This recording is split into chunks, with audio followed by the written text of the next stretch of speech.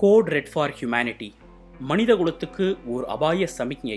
இப்படி எச்சரித்திருக்கிறார் ஐநா பொதுச் செயலாளர் ஆண்டனியோ குட்டரஸ்.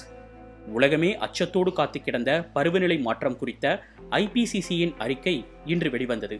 அந்த அறிக்கை சொல்லும் ஒவ்வொரு தகவலும் பேரதிர்ச்சி தரும் தகவல்கள். அந்த அறிக்கை குறித்துதான் இப்படி எச்சரித்திருக்கிறார் ஐநா பொதுச் செயலாளர். அப்படி என்ன இருக்கிறது அந்த அறிக்கையில்? பருவம் தவறும் மழை, திடீர் புயல், சுட்டெரிக்கும் வெப்பம், இப்படி பலவற்றுக்கும் காரணம் என அறிஞர்கள் அனைவரின் கைகளும் சுட்டிக்காட்டும் ஒரே விஷயம் பருவநிலை மாற்றம். அதிர வைக்கும் தகவலின் ஒவ்வொரு அங்கத்தையும் சற்று சுருக்கமாக இந்த காணொளியில் பார்க்கலாம். உலகளவிலான சராசரியை விட ஆசியாவை சுற்றியுள்ள கடல் மட்டத்தின் உயர்வு தொடர்ந்து அதிகரித்து வருகிறது என்று ஐபிசிசி எனப்படும் பருவநிலை மாற்றம் தொடர்பான நாடுகளுக்கு இடையேயான குழு அறிக்கை வெளியிட்டுள்ளது. இந்த கடல் மட்ட உயர்வு இந்திய பெருங்கடலில் அதிகமாக இருப்பதாக ஆய்வு அறிக்கையில் எச்சரிக்கப்பட்டுள்ளது. 2006 முதல் 2018 ஆண்டுக்கு இடையிலான காலகட்டத்தில் ஆண்டுக்கு 3.7 மில்லிமீட்டர் அளவுக்கு இந்திய பெருங்கடல் மட்டம் உயர்ந்துள்ளது என இந்த அறிக்கை தொடர்பான விவரங்களை ஆய்வு செய்த இந்திய வெப்பமண்டல வானிலை விஞ்ஞானி ஸ்வப்னா பணிக்கல் கூறியுள்ளார். பசுங்குடில் வாயு வெளியேற்றம் காரணமாக பூமி 1.5 டிகிரி வெப்பம் உயரும் போது கடலின் வெப்பம் 1 டிகிரி கூடுதலாக அதிகரிக்கும் என்றும் 42 பக்கங்கள் கொண்ட அந்த அறிக்கை கூறுகிறது. இந்த நிலை தொடர்ந்தால் இந்த நூற்றாண்டின் முடிவுக்குள்ளாக பூமியின் வெப்பநிலை அதிகரிப்பு 2 டிகிரியாகலாம் என்ற கூற்றை ஒதுக்கிவிட முடியாது என விஞ்ஞானிகள் எச்சரித்துள்ளனர். அதே சமயம் பசுங்குடில் வாயுக்கள் வெளியேற்ற அளவை குறைக்கும் முயற்சிகளை கடுமையாக பின்பற்றினால் பூமியின் வெப்பநிலை மேலும் உயராமல் நிலையாக இருக்கலாம் என்ற புதிய நம்பிக்கையையும் விஞ்ஞானிகள் குறிப்பிட்டுள்ளனர். இந்த அறிக்கையில் முக்கிய 5 அம்சங்களை இப்போது பார்ப்போம். பூமியின் தட்பவெப்பம் 1850 முதல் 1900க்கு இடைப்பட்ட 50 ஆண்டுகளில் இருந்ததை விட 2011 முதல் 2020க்கு இடைப்பட்ட 10 ஆண்டுகளில் 1.09 டிகிரி உயர்ந்துள்ளது. 1850 ஆண்டு முதல் இல்லாத வகையில் கடந்த 5 ஆண்டுகளில் பூமி மிகவும் வெப்பமாக உள்ளது. 1901 முதல் 1971 ஆண்டுகளில் இருந்த நிலைமையுடன் ஒப்பிடும்போது சமீபத்திய கடல் மட்டத்தின் உயரம் சுமார் 3 மடங்கு உயர்ந்திருக்கிறது. 1990களில் இருந்த நிலையை விட ஆர்க்டிக் பனிக்கடல் உருகுவதற்கும் உலகளவில் பனிச்சிகரங்கள் உருகுவதற்கும் மனிதர்களின் தாக்கமே மிக அதிக வாய்ப்பாக கருதப்படுகிறது. அனல் காற்று உட்பட வெப்பமயத்துடன் தொடர்புடைய பல கடுமையான சூழ்நிலைகள் 1950களில் இருந்ததை விட அதிகமாகி இருப்பது போல குளுமையான பருவநிலை குறைவதும் அதன் மூலம் ஏற்படும் கடுமையும் குறைவாக பதிவாவதும் நிதர்சனம். இந்த ஆரம்ப நிலை அறிக்கையை தொடர்ந்து அடுத்து வரும் மாதங்களில் தொடர்ச்சியாக பல்வேறு பருவநிலை விளைவுகளை விவரிக்கும் அறிக்கைகள் வெளியாகவிருக்கின்றன. அந்த வகையில் 2013 ஆண்டுக்கு பிறகு பருவநிலை மாற்ற அறிவியல் முயற்சிகளை மறு ஆய்வுக்கு உட்படுத்தும் முதன்மையான முக்கிய நடவடிக்கையாக இது பார்க்கப்படுகிறது.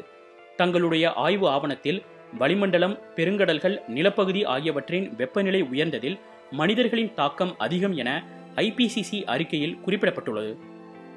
பிரிட்டனில் உள்ள ரீடிங் பல்கலைக்கழக பேராசிரியரும் ஐபிசிசி அறிக்கை தயாரிப்பு பணியில் இடம்பெற்றவருமான பேராசிரியர் எட் ஹாக்கின்ஸ், இது ஒரு யதார்த்தமான உண்மை. இந்த பூமியின் வெப்பம் அதிகரிப்பதற்கு விவாதத்துக்கும் சந்தேகத்துக்கும் இடமின்றி மனிதர்களே காரணம் என கூற முடியும். இதைவிட அதிகமாக இந்த உண்மையை உறுதிப்படுத்த முடியாது என்று கூறியுள்ளார். உலக வானிலை நிறுவனத்தின் செக்ரட்டரி ஜெனரல் பட்டோரி தாலஸ், விளையாட்டுகளில் பயன்படுத்தப்படும் சொல்லாடலின்படி இந்த வளிமண்டலம் போதை பயன்பாட்டுக்கு ஆளாகியுள்ளது என்றுதான் கூற வேண்டும் என்றார். அதாவது முன்பு எப்போதும் இல்லாத அளவுக்கு மனிதர்கள் புவி வெப்பமயமாதலுக்கு காரணமாகி வருகிறார்கள் என்று பொருள். பூமியின் வெப்பம் உயர்ந்து வருவதற்கு இது மட்டுமின்றி வேறு பல காரணங்களும் உள்ளன. இந்த ஆய்வறிக்கையை வழங்கிய விஞ்ஞானிகள் கடந்த 2000 ஆண்டுகளில் கடைசி 50 ஆண்டுகளைப் போல வேறு 50 ஆண்டு கால பருவத்தில் இது போன்ற அளவில் உலகம் வெப்பமடையவில்லை என விஞ்ஞானிகள் கூறியுள்ளனர். இந்த அசாத்தியமான வெப்பநிலை பல பருவநிலைகளையும் தீவிர பருவநிலைகளையும் ஆண்டுதோறும் எதிர்கொண்டு வருகிறது.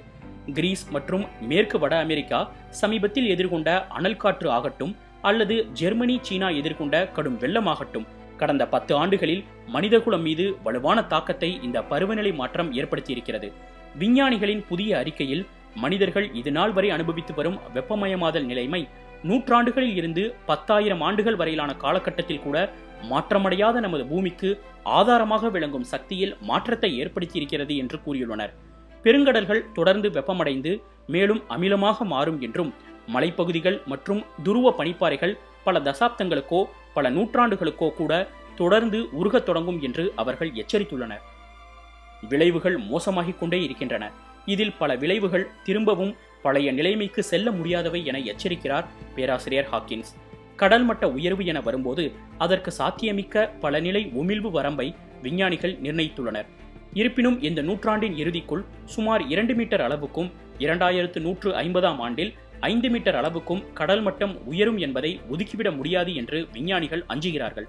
அத்தகைய விளைவுகள் ஏற்பட்டால் அது 2100ஆம் ஆண்டில் கடலோர பகுதிகளில் வாழும் பல லட்சக்கணக்கான மக்களின் உயிருக்கே அச்சுறுத்தலாக அமையும்.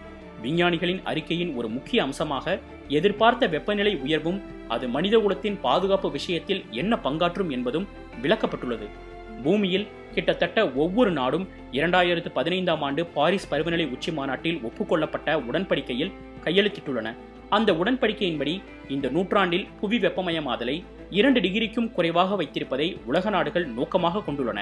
மேலும் அந்த அளவை 1.5 டிகிரிக்கும் கீழ் வைத்திருப்பதற்கான முயற்சிகளை உலக நாடுகள் தொடர வேண்டும் என மாநாட்டில் வலியுறுத்தப்பட்டது. ஆனால் கரிம வெளியேற்றத்தை மிகப்பெரிய அளவில் குறைக்காத வரை அனைத்து வித உமிழ்வுகளையும் வெளியேற்ற விஞ்ஞானிகளால் நிர்ணயிக்கப்பட்ட இலக்குகளை இந்த நூற்றாண்டில் எட்டவே முடியாது என்று IPCC அறிக்கையில் குறிப்பிடப்பட்டுள்ளது.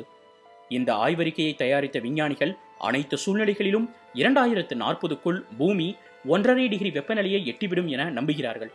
பூமியில் இருந்து வெளியேற்றப்படும் உமிழ்வுகள் அடுத்த சில ஆண்டுகளில் குறைக்கப்படாவிட்டால் பூமியின் வெப்பம் அதிகமாவது முன்பே கூட நடக்கலாம் என அவர்கள் அஞ்சுகிறார்கள். 2018ஆம் ஆண்டில் இதே போன்ற IPCCயின் அறிக்கையில் இப்படிப்பட்ட நிலைமை ஏற்படலாம் என கணிக்கப்பட்டிருந்தது.